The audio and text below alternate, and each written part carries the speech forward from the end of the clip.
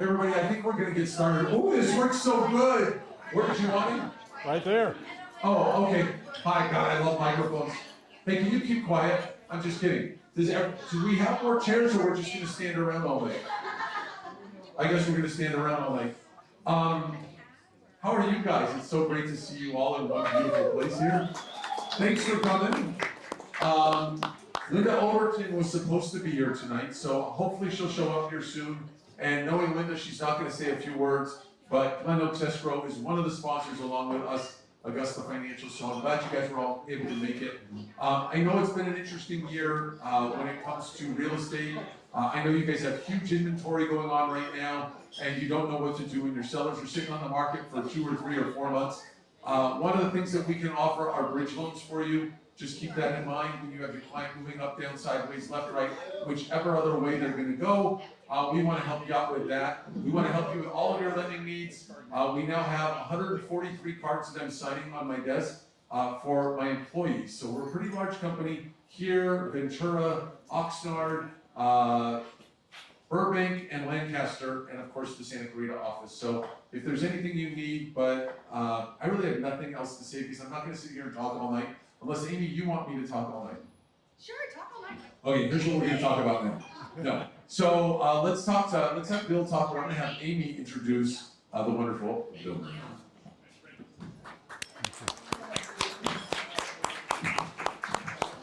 Well, hello everybody.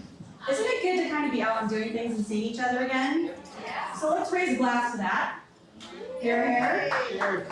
And I wish you all a very happy holidays and a very safe and happy new year. And hopefully this next year will bring prosperity and good health to all of you. I want to introduce someone, the reason why we're here tonight. We are so lucky in this town to have someone like Bill Miranda as our mayor.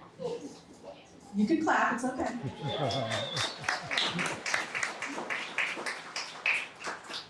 Who, if you get a chance to read his book, he has some here today. He's going to be doing some book signings, guys. He's got the book. I definitely recommend you reading it. He's really a mayor of the people, and the name of the book is A New Kind of Mayor, Breaking the Mold. He really has Santa Clarita in our area in his best interest and really looks out for us. And so, guys, you know, if you want to get a photo taken with him, please come up, get a book signed. And I want to introduce the wonderful Bill Miranda. Thank you. Thank you, Mike, and thank you, Amy, for all the work you've done. And thank you, Linda. When you arrive, I'll thank you again in person. But I am honored to be your mayor for the next 24 hours. Tomorrow's a changing of the guard, and so we wanted to get this in before I lose my mayorship, right? Yep. Okay, so let me just tell you that I'm honored to be the mayor, I'm honored to be here, and I'm so thrilled that all of you are here with me. Real estate people are the driving force of our economy here in Santa Clarita. I think you know that, but I'm reminding you, you guys make our city happen, and we're indebted to you, but more importantly, we really feel gratitude that you're part of our community and doing the jobs that you're doing. I want to introduce you to my wife, Virginia.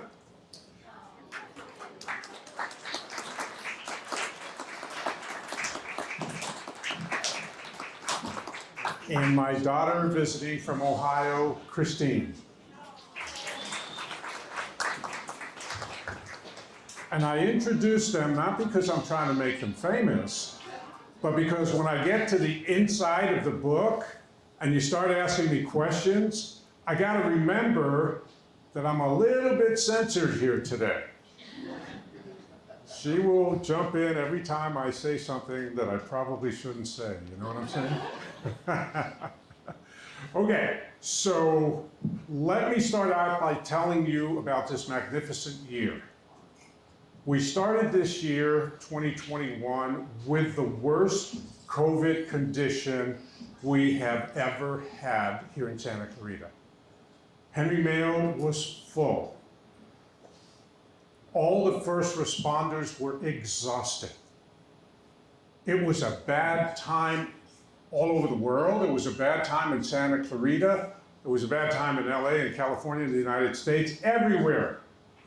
But we had not felt that as bad as everybody else until I became mayor. I'm not quite sure what that had anything to do with it. So my first job was, how do we fight this? How do we protect our community? And so we went, and I went public, and I gave status reports, and I went to the hospital, and I worked with Roger Seaver to make sure that their staff knew that we were very supportive of them. We started a gift program for all the doctors and nurses and practitioners and all the first responders. We raised over $40,000 to give gift cards to the medical workers and first responders.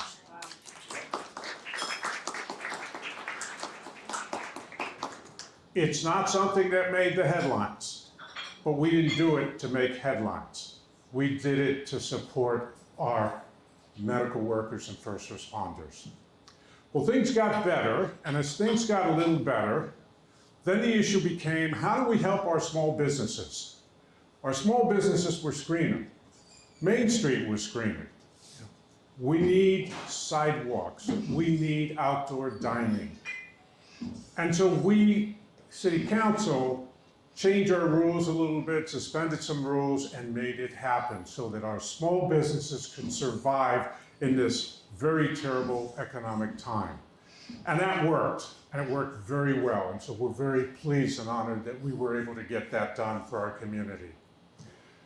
And then in the spring, we opened the Laemmle Theater over here on Main Street.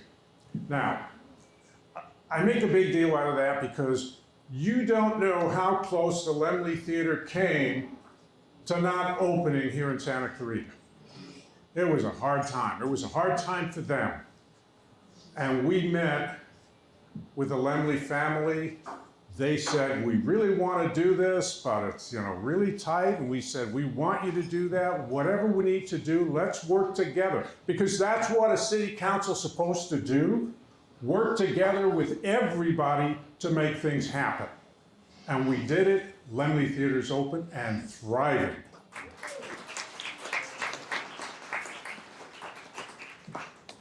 Shortly thereafter, we opened something that is frankly near a miracle, and I'm not exaggerating when I say this.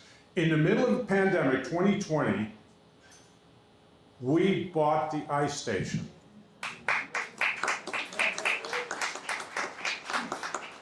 We then renovated it completely, top to bottom. Everything is new over there.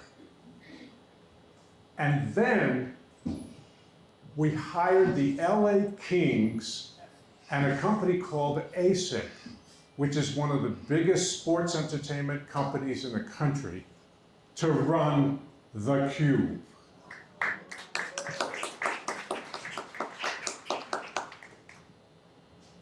Summer went nice and smooth. I didn't have enough to do, so I wrote a book. Then we hit October, and we opened what I think is the most important capital investment we've made in our community in all the years we've been a city. We opened a new sheriff's station.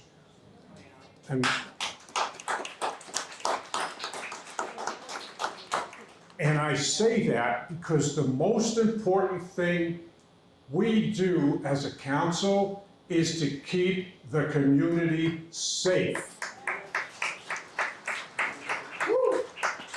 We will not shirk that responsibility. We will always put public safety first. There will be no defund the police in Santa Clarita.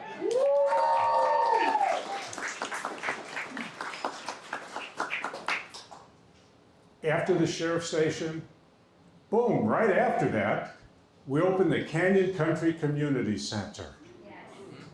Awesome. 8 acres, wonderful outdoor setting, wonderful stage over there on the corner of the 8 acres. You can have a little mini amphitheater over there. And a wonderful building, including a huge gymnasium and a teaching kitchen. Okay, which I know you want me to go to, but I'll do my best, but I'm not going. And so, what a great facility. What a great year to be mayor. I didn't do this. You guys did this. A team of community leaders did this. The city staff did this. The other council members did this. I was just part of it. I'm a little cog in a big wheel. But I'm proud to have served as mayor in 2021. Thank you.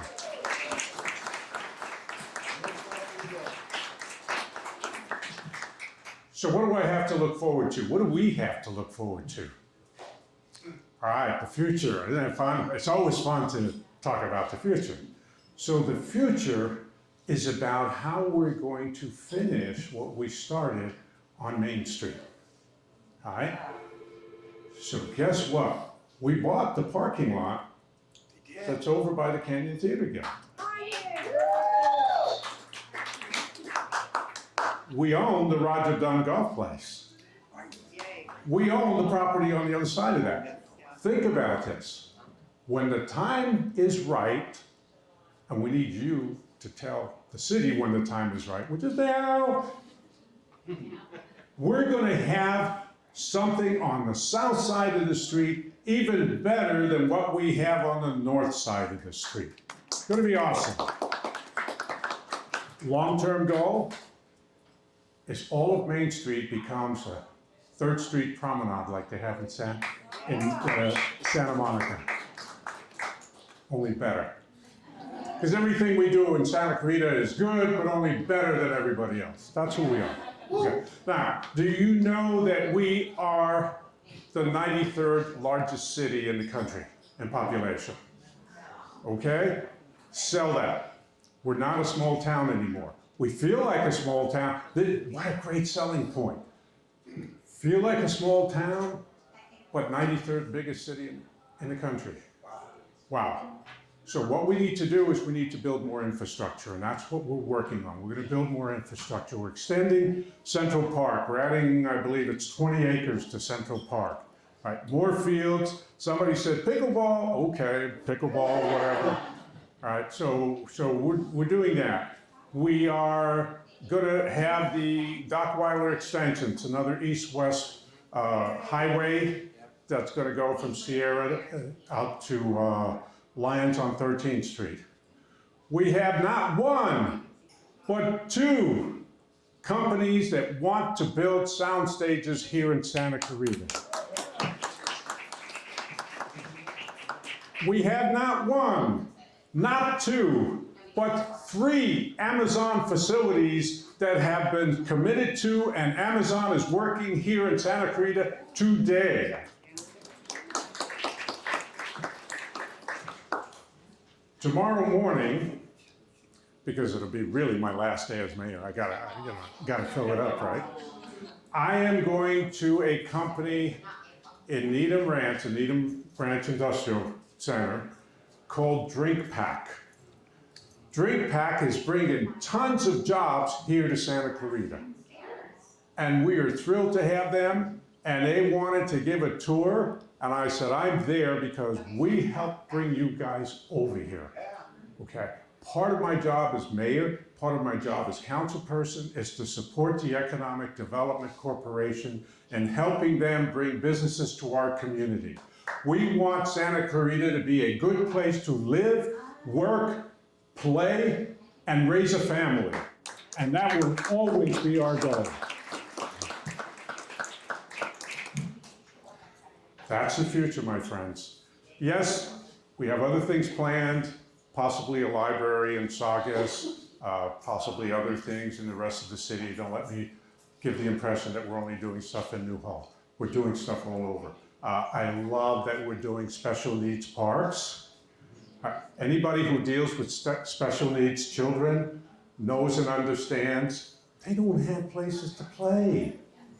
they can't play with the other children because they can't. Well, Special Needs Park, we're just working on the second one. We'll probably do a third and maybe a fourth. But we want all our parks eventually to address the special needs of our community, especially special needs children. Speaking of special needs, at the Cube, there's an organization called SNAP. They deal with special needs ice skaters. It's incredible, incredible what they do. If you see these kids, special needs kids, skating and coming up and playing hockey, it's killer good stuff, right? And my wife Virginia and I were there 2 years ago, I think it was 2 years ago when they were having their tournament. 20 special needs teams, average 10 hockey players per team. I'm standing at center ice, high-fiving every single one of those 200 kids. Do you not think I was broken up and just full of joy? Incredible. So of course we were going to save the ice station.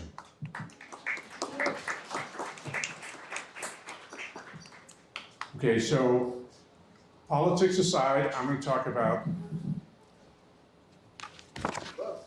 a new kind of mayor. And so the first question is, why did I title it The New Kind of Mayor? Well, I'm the first Latino mayor in Santa Clarita history. We've had 14 mayors, I'm the first. I'm the first mayor of color. I'm the first mayor that not only read about the 1960s revolution, but lived it. I lived the civil rights movement. I was involved in the civil rights movement. I met the hated George Wallace face to face, that close. And I didn't strangle him because he had 2 bodyguards, each were this big. They would have strangled me. It's in the book. So if you want to know more, read the book. Cheap sale. Okay, so that's why I called it A New Kind of Mayor, Breaking the Mold. I bring different thinking.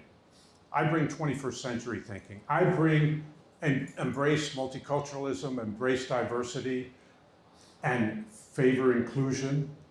Those things are so important to our community. If we are going to be a 21st century community, we need to know and understand diversity, multiculturalism, all of that makes us better. It's not a problem. It makes us better. So we got to get in our heads, this is what makes us better. This is what makes us a 21st century community. And by the way, you young people here, oh, I don't see any. Just kidding, just kidding. By the way, you young people here, you understand this already. We don't have to teach you anything. You could probably teach us. But us older people, age and up, we need to get our heads together. We need to get straight. Multiculturalism, diversity and inclusion is a good thing, is the future, and we are going to embrace it, even if we have to do it kicking and screaming. There you go.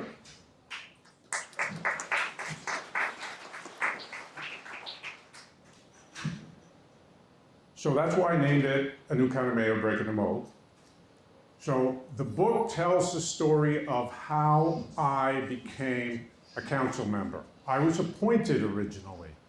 There were 51 candidates vying for the appointment, and we had one council meeting, January 17th, 2017, where all 51 of us had to present to the council 3 minutes why we should be on the council.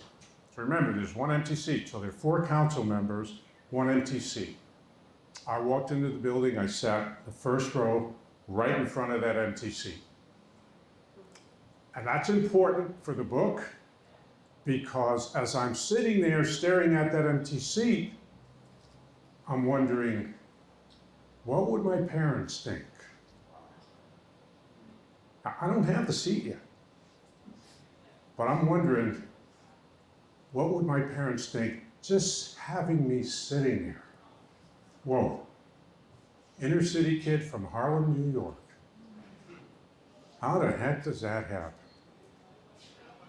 And so I talk about that meeting, the goings on of the meeting, and I take the meeting a little bit at a time through each chapter. So you'll come back and forth to the meeting. But the meeting takes place. The whole meeting lasted only, I think it was 3 or 4 hours. But I stretch it out to include it throughout the book.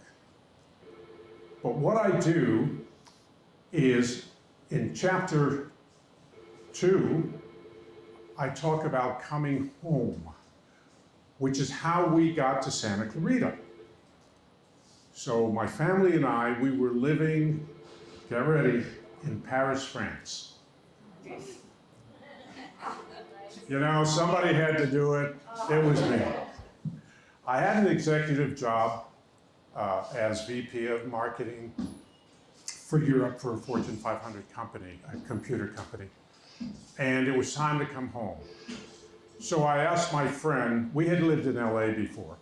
I asked my friend to send me the LA Times real estate section. He did. We opened the real estate section, and there in big full-page ad, come home to Valencia. And so we fell in love with Valencia even before we got here. I mean, we're like, the ad just sold us. And so we land at the airport, and we're going to look for a home. We're very excited. It's Christmas time.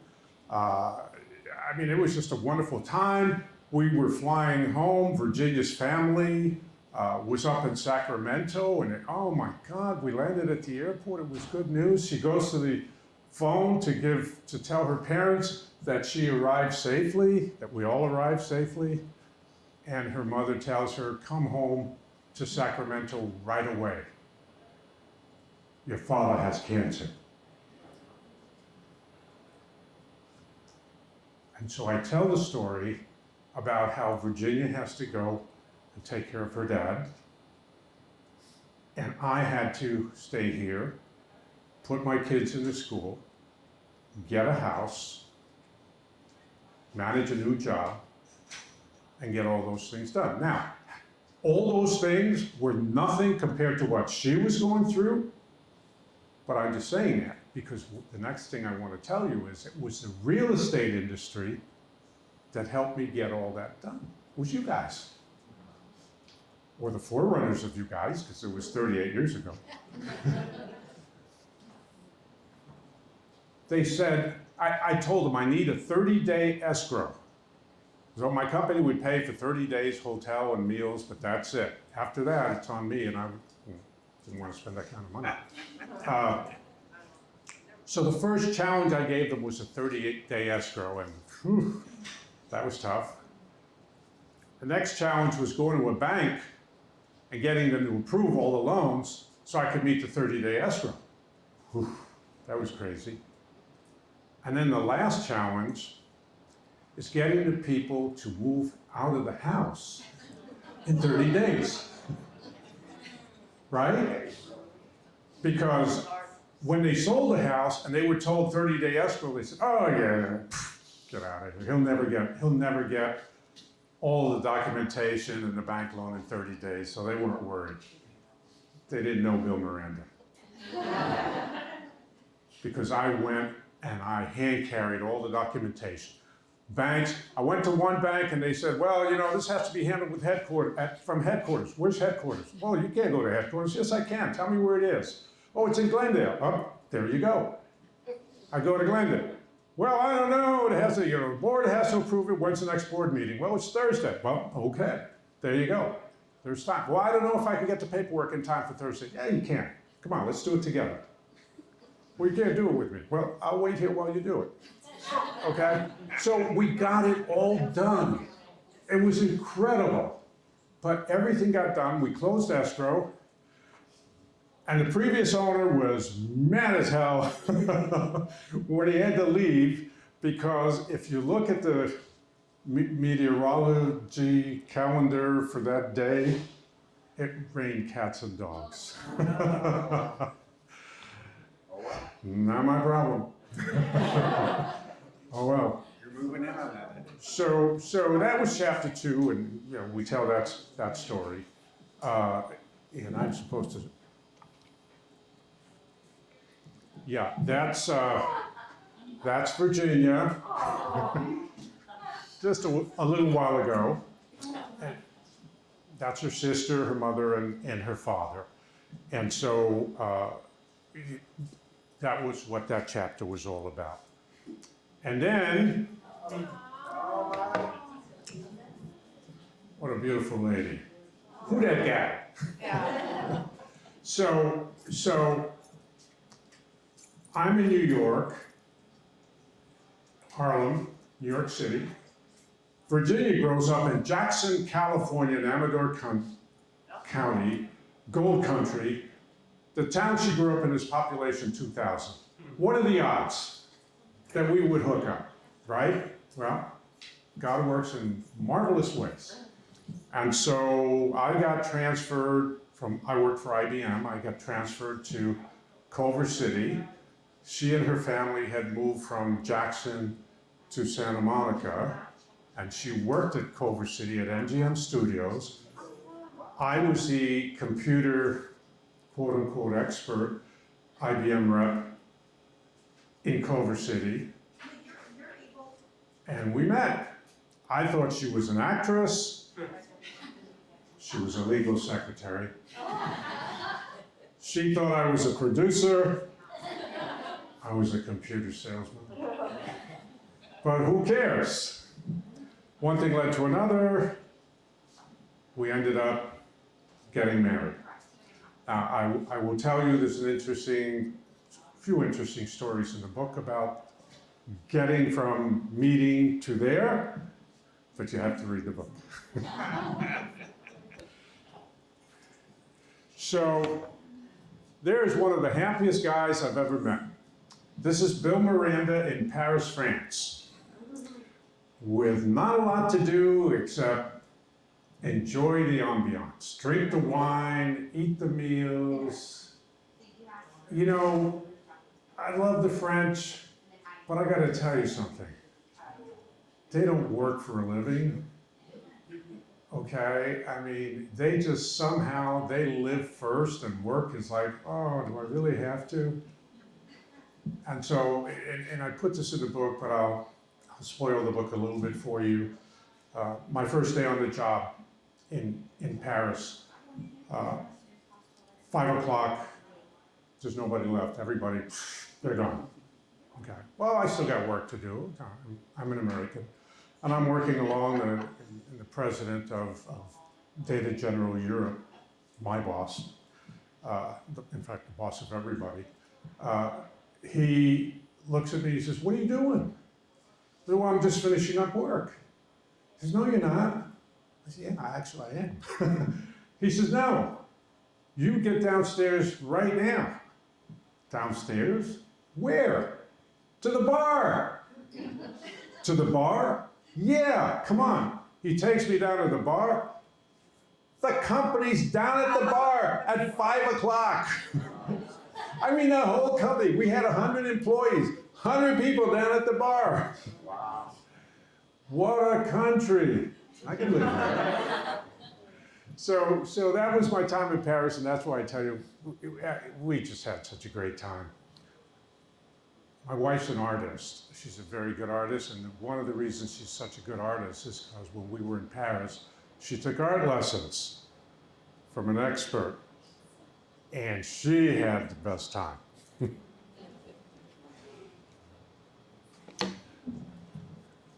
Came back from Paris, great time. Started my own business, great time.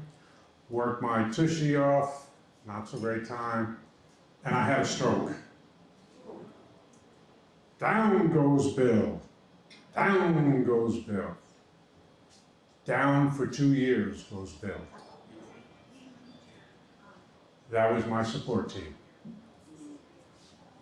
My 3 daughters. There's Chris. She's got gray hair now, though.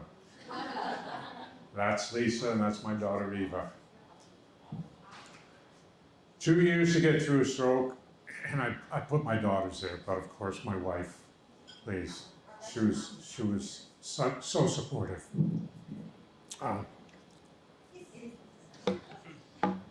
Then when I got well, I said, okay, I can't travel anymore. No long trips, okay? I can't do that corporate thing anymore. I can't do, flying here, there, and everywhere anymore. No commutes, nothing. I gotta stay local, right? I'm recovering, not recovered. And so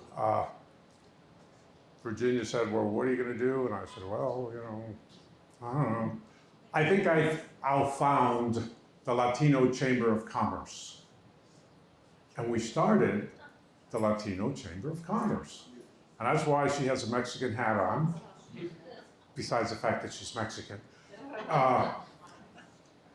Because we founded the Latino Chamber of Commerce, and we fought for a place at the table, and we got it. We got it. And so that's in the book, that story's in the book. And then we get to the appointment. Remember I said there were 51 applicants. 51 speakers, each get 3 minutes. Imagine sitting there in front of that empty chair, listening to 50 speakers, because I was last.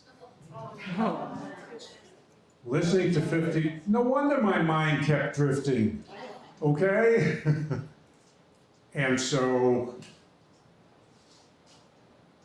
at the end of the day, at the end of the evening, the 4 council members voted 3-1 to make me the next councilman. And I was thrilled and honored. And a week later, I took the oath, and nothing happens in my life without her.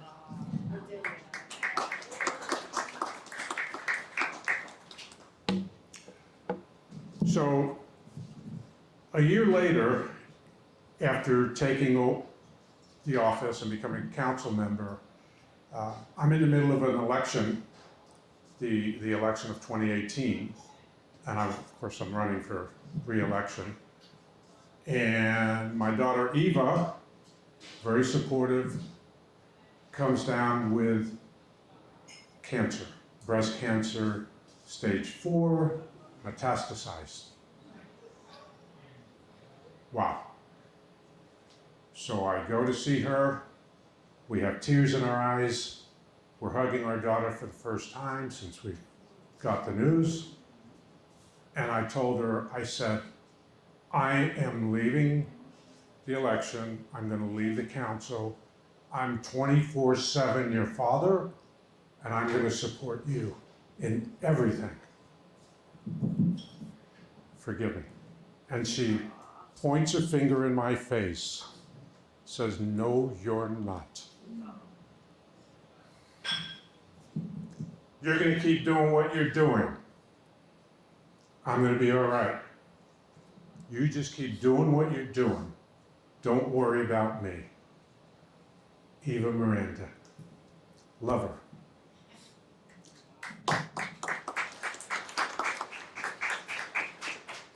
And by the way, she's 3.5 years with the cancer. She gets treatments every 3 weeks. She goes to UCLA on Turney Road. She has great doctors, great supporters, and she does well.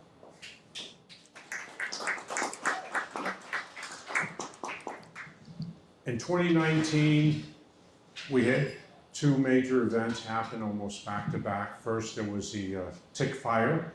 For those of you who remember the tick fire, many people don't realize we evacuated 30,000 people. 30,000 people, that's over 10% of the Santa Clarita Valley. And we had to deal with that. As a council member, I had to deal with that. And Virginia and I went from venue to venue to venue to venue, talking to the people, giving them hope, letting them know that we cared and that we would do anything and everything we could to help their circumstances. And we did. And we did. And we're very proud of that. But after that, there was a Saugus shooting. How do you deal with that? Well, I went to the command center at Central Park as soon as I heard. We had, this is hard to believe, but it's true, we had 300 law enforcement officers at Central Park within an hour after the shooting. That's the kind of city we live in. We got a lot of police, a lot of military, a lot of veterans, whatever, sheriffs, LAPD. They all showed up. FBI, they all showed up to Central Park. What can I do to help? And everybody was told to stand by, because we don't know. We don't know how many shooters there are. We don't know. And so that's a picture of me by the memorial that we set up in Central Park. And I'm very proud that we were able to do that.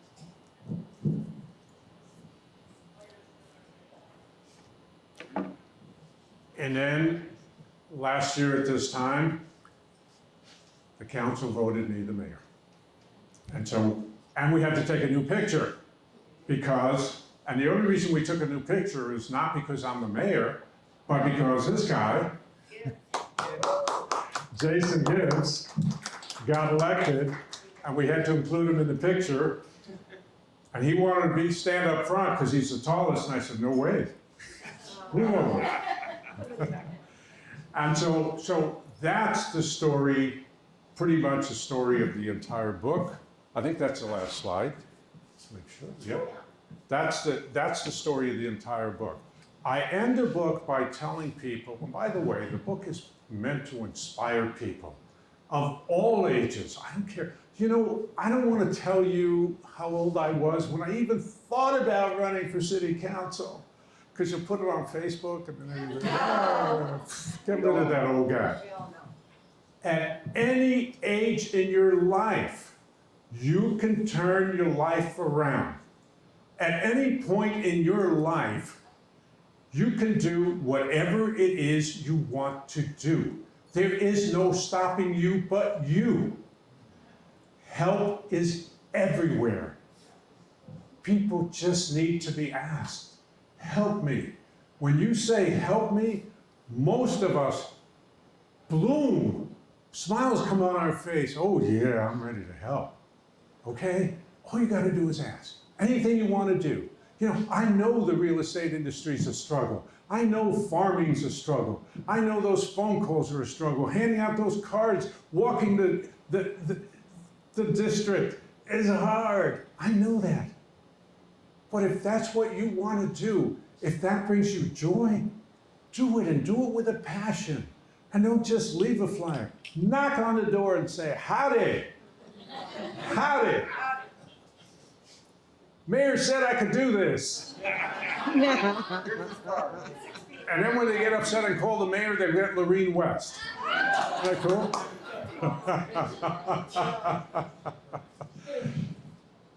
Do it with a passion. Whatever you do. You know, and I'll add this, I don't know that I put this in the book. It's been a long time. Virginia was a very good artist. She learned it growing up. She's mostly self-taught.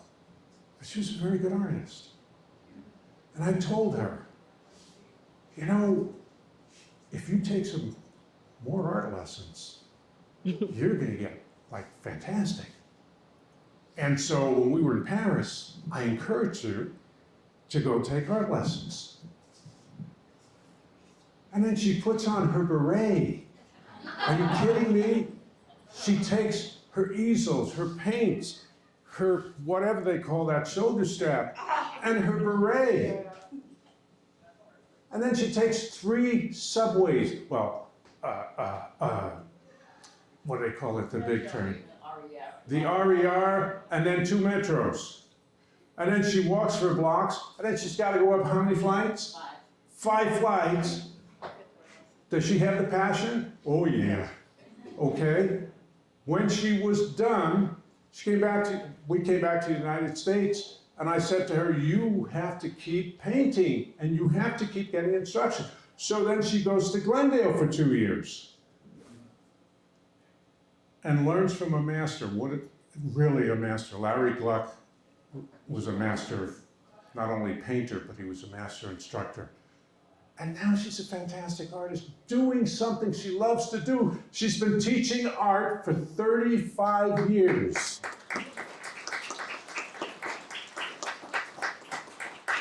And I gotta tell you something else. Don't tell the IRS. She makes money teaching art.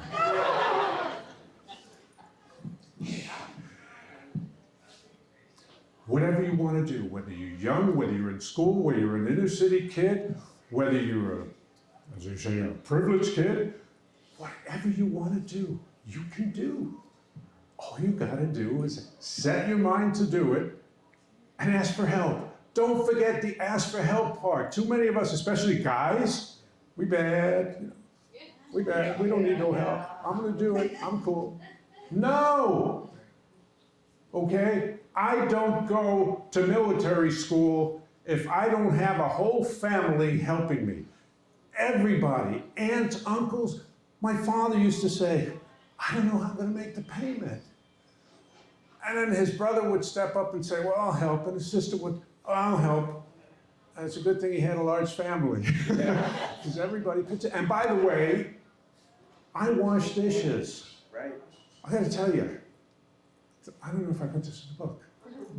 I may have to write another book. Okay. So I get to school. I'm in military school, learning to be an officer and a gentleman.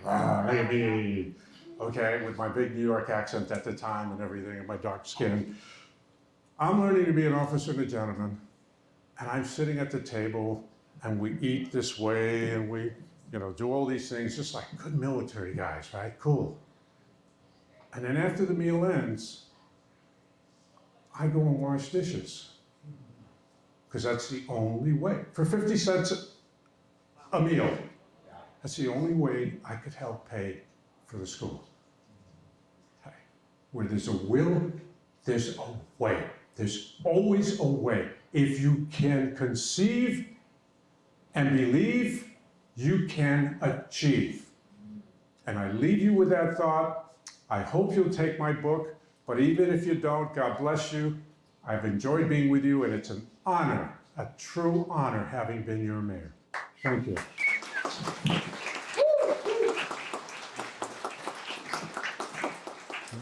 Oh, Q&A? Okay, Lee.